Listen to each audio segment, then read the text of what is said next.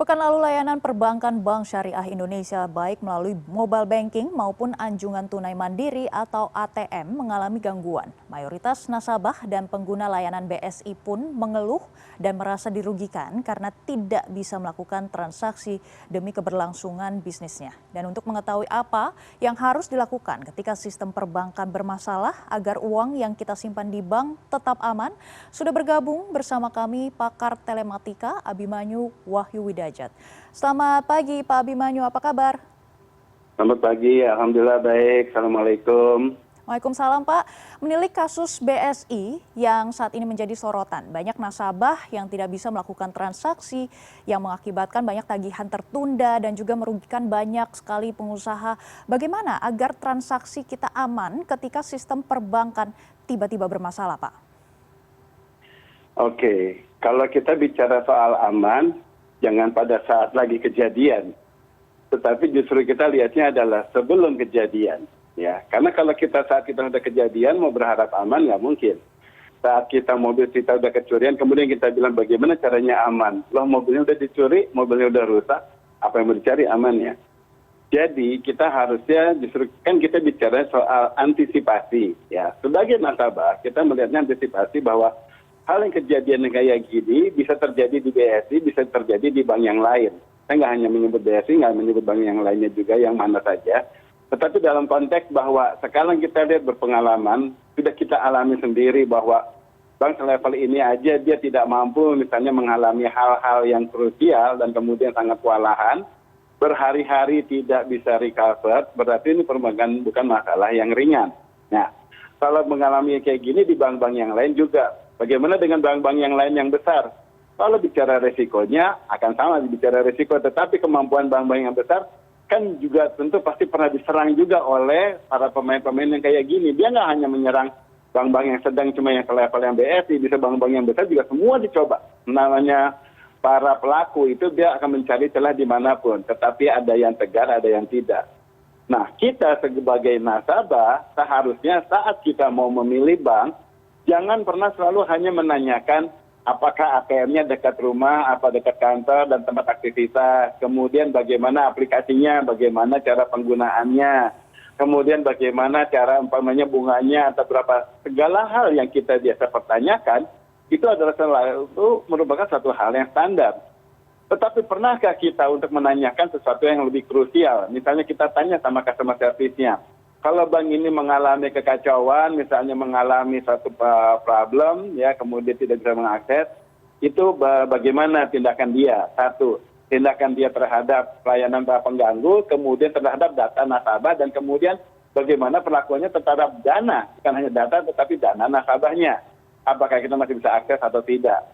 Kemudian apa saja yang kira-kira kemungkinan sudah dilakukan antisipasinya diberikan oleh si bank tersebut. Hal ini justru jauh lebih penting bagi nasabah daripada hanya sekedar menanyakan ATM lain sebagainya. Karena ATM hari ini nggak ada, besok kalau tempat ramai dia tinggal ciptakan. Satu tempat yang tadinya ramai pengunjung tapi kemudian sekarang orangnya sepi, ATM bisa dicabut. Tapi saat kita menanyakan soal pengamanan, berarti kita bicara soal akad antara kita dengan bank tersebut. Apa janji dia terhadap dana kita dan data kita. Nah, itu jauh lebih penting daripada kertas. Kalau kertas kita cuma bicaranya bahwa dia tinggal menanyakan, kan Anda sudah baca klausula gini cara-cara dan kemudian menanyakan iya setuju. Tetapi saat interaksi itu jauh lebih kuat. Nah, dari sanalah kita teredukasi dan kemudian dia terkonfirmasi oleh pihak customer service perbankan untuk meyakinkan kita apakah datanya kita bisa aman dan diamankan oleh mereka. Nah, dengan begitu kita kemudian bisa yakin, oh oke, inilah yang bisa kita percayai, kita benar percaya atau tidak. Dan kemudian kalau suatu saat terjadi sesuatu dengan kita, dengan dana kita dan data kita, kita bisa tagihkan kembali kepada si bank. Hey, orang Anda, sales Anda, customer service pernah mengutarakan gini. Ternyata tidak terbukti, ternyata tidak sesuai dengan apa yang dijanjikan. Nah, sampai level tersebut, nasabah mempunyai hak sepenuhnya untuk melakukan penuntutan kepada bank. Dan bank tidak lagi bisa hanya sekedar berkelit bahwa sudah membaca klausula lain sebagainya, gitu loh. Jadi pernyataan si customer service banknya ini direkam sama kita sebagai pegangan. Itu satu. Yang kedua, sebagai langkah yang lebih aman, sebetulnya yang saya anjurkan adalah kepada masyarakat, kita kalau melihat nggak hanya di bank ini, di bank manapun, cobalah gunakan rekening lebih dari satu. Ya, jadi rekening itu jangan hanya pada satu bank, tetapi kita selalu gunakan lebih dari satu bank gitu. Jangan berpikir, oh uangnya keluar untuk setiapnya tiap bulan dipotong ATM atau tiap bulan untuk dipotong administrasi. Potongan-potongan tersebut hanya kecil, di mana itu jauh lebih kecil daripada resiko kita saat suatu kita kehilangan akunnya, kehilangan akses sehingga tidak bisa bertransaksi dengan orang, kerugian yang kita alami jauh lebih besar. Jadi kita harus berani mempunyai lebih dari satu akun, di lebih dari satu bank, ya, kemudian lebih dari satu akun. Itu satu. Kemudian juga selain lebih dari satu bank juga kita harus mempunyai lebih dari satu rekening di bank yang sama. Jadi kita punya rekening nomor bank yang sama itu misalnya kita punya rekening 1, 2, dan 3. Di banknya sama ya. Buka 3 rekening, ongkosnya biaya administrasi kecil, nggak signifikan. Rekening pertama untuk menerima rupiahnya, semua rekening masuk itu rekening pertama, itu yang kita publikasikan kepada masyarakat. Kemudian rekening yang kedua adalah kita untuk penyimpanan jangka panjang, penyimpanan untuk beli apa baru, beli rumah baru, untuk kesehatan, untuk jaminan ini itu, untuk beli kendaraan, masukkan pada rekening yang kedua. Kemudian setiap kita ada dapat uang dari rekening pertama, kita simpan ke rekening kedua. Kalau ada yang melakukan hacking karena tahu nomor rekening kita, maka dia hanya bisa mampu mengejar kepada rekening yang pertama saja. Karena itu yang dipublikasikan ya kepada masyarakat. Kita bisa memberikan itu. Nah, untuk rekening pertama dan kedua ini jangan pernah minta kartu ATM-nya. Nggak perlu, benar-benar kosong aja. Jadi kita nggak perlu kartu ATM. Karena juga tidak pernah mengambilnya secara langsung fisik ke ATM. Nah, kemudian kita mempunyai rekening yang ketiga. Rekening ketiga ini adalah rekening kecil, di mana di sinilah kita bertransaksi, belanja lah di supermarket, belanja di sini-situ, bayar ini itu, yang kecil-kecil. Itu di rekening ketiga, dan itu nilainya yang paling kecil di antara 2 rekening ini. Dan ini kalau terjadi sesuatu terhadap rekening kita, nggak hanya kejadian yang kayak di BSI, tetapi misalnya kita ada kecolongan dompet kita, ataupun kita hipnotis orang, dicuri, dan lain sebagainya. Hilang kita hanya di rekening kecil ini. Mungkin hanya kita taruh 1-2 juta saja. Dan rekening gede tidak pernah ketahuan karena tidak pernah terkonfirmasikan. Gitu loh. Kalau butuh dana lagi, rekening kecil udah habis, kita transfer dari rekening yang nomor 1 ke rekening yang nomor 3 ini. Transfer 1 lagi 2 juta, 1-2 juta, tergantung pada saat lagi mau pergi. Ya. Tujuannya apa? Apabila terjadi hal yang kayak gini, semua pihak bank, maaf, biasanya akan mulai menyalahkan kita kalau terjadi kekurangan saldo, kehilangan dana, lain sebagainya. Lalu dibilang kita tidak hati-hati lah, mungkin dipakai oleh saudara kita lah, mungkin di ini itu. Kalau kita dipersalahkan itu, dan itu hanya bisa terjadi pada rekening nomor 3, yang kecil. Dia tidak bisa menyalahkan kita kepada rekening yang nomor 2, karena apa? Tidak pernah dikomunikasikan kepada siapapun. Tidak ada kartu ATM-nya juga. Jadi kalau hilang dana kita dan kemudian terjadinya di rekening nomor 2, sudah jelas itu tanggung jawab bank 1000%, bukan 100% lagi. Saya bilang anggaplah lebih dari 100%, itu adalah pertanggungjawaban bank karena memang dia yang menjaga rekening kita. Ya, jangan salah, semua bank pasti akan mengupayakan menyalahkan nasabahnya saat terjadi kehilangan saldo yang tidak kita harapkan. Dianggapnya selalu kita yang bersalah dulu, dianggapnya kita yang ceroboh, dianggap ini itu. Bukan hanya dipersalahkan, kalau itu kan menuduhkan, jadi dianggapnya kemungkinan pernahkah Anda kehilangan kartu, pernahkah diambil orang, pernahkah dipakai, dan lain sebagainya. Dan dari berbagai transaksi, bank akan selalu melihat kemungkinan ternyata kita dan kolega kita, ataupun mungkin dibilang konspirasi sindikasi kita lah yang menyedot uang bank, kemudian belaga kita sebagai korban. Bank juga akan menjaga-jagain di situ. Dan itu bank hanya bisa menuduhkan kepada rekening kita yang nomor 3, yang kecil tadi.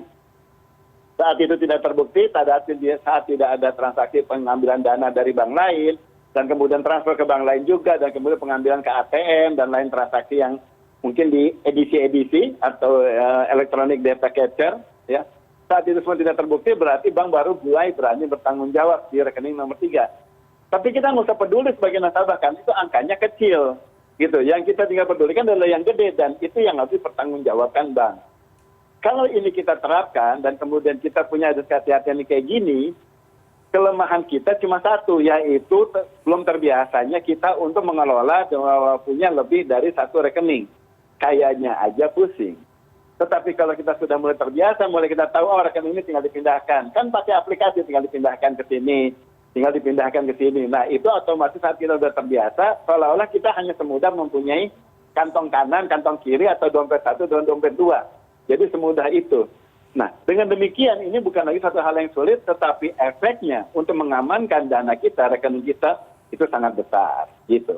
Baik Pak, ini banyak sekali poin-poin yang sudah kita catat dan tadi ada salah satu poin penting yang kami catat di awal. Tadi Anda menyebut kita harus menanyakan kembali ke pihak bank langkah apa saja yang akan mereka langsung tindak begitu ya apabila bank kita terjadi masalah. Tetapi kadang-kadang kita orang awam ya Pak, kita kan tidak tahu ini jawabannya karena sangat teknis sekali. Sepertinya jawaban seperti apa yang kita bisa checklist begitu dan menentukan bank ini aman dan kita bisa langsung buka rekening di sana. Kalau misalnya kita bisa kasih contoh juga ya Pak, ada beberapa bank selain kita masukin kode PIN, mereka juga akan mengirimkan OTP verifikasi kode untuk melakukan transaksi. Ada juga yang kasih kita juga klik atau key seperti itu ya untuk menjadi verifikasi ulang begitu. Apakah itu adalah langkah-langkah preventif dan juga jawaban yang tepat untuk kita bisa membuka rekening di perbankan tersebut?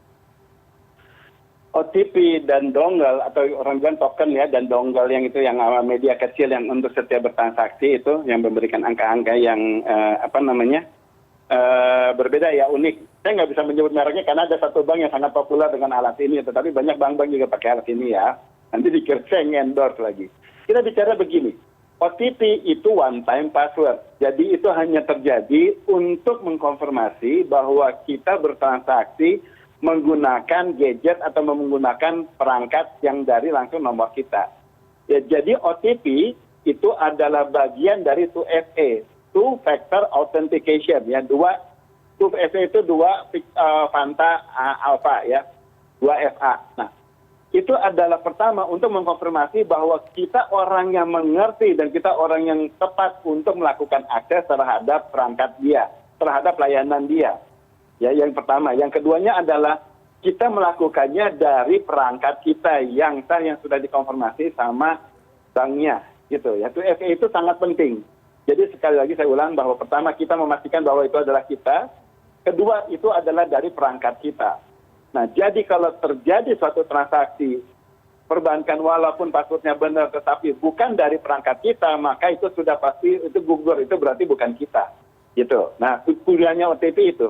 Dan OTP ini hanya memastikan bahwa konfirmasi dari bank itu nembaknya ke ponsel kita untuk memastikan kalau ponsel yang kita daftarkan di bank 08 sekian itu ternyata nggak salah ketik ataupun kemudian ternyata nggak salah ini, nggak ada kesalahan dan benar-benar masih aktif. Dengan adanya OTP, bank juga yakin bahwa nomor ini adalah memang kita yang pemiliknya.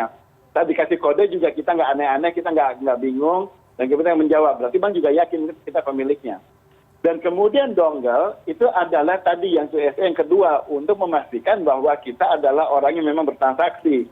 Buktinya saat kita minta rupiah, minta ditransferkan ke rekening nomor sekian, rupiahnya sekian, dan kemudian dikirimkannya kapan, sekian, kita kemudian banknya menanyakan, masukkan kode. Nah, kode itu adalah dongle. Nah, kode itu mengkonfirmasi bahwa apa yang kita input itu sesuai dengan apa yang kita inginkan. Dan saat itu didapat, bank melakukan klarifikasi tadi, ya, dan kemudian sudah aktif, yaitu diterima.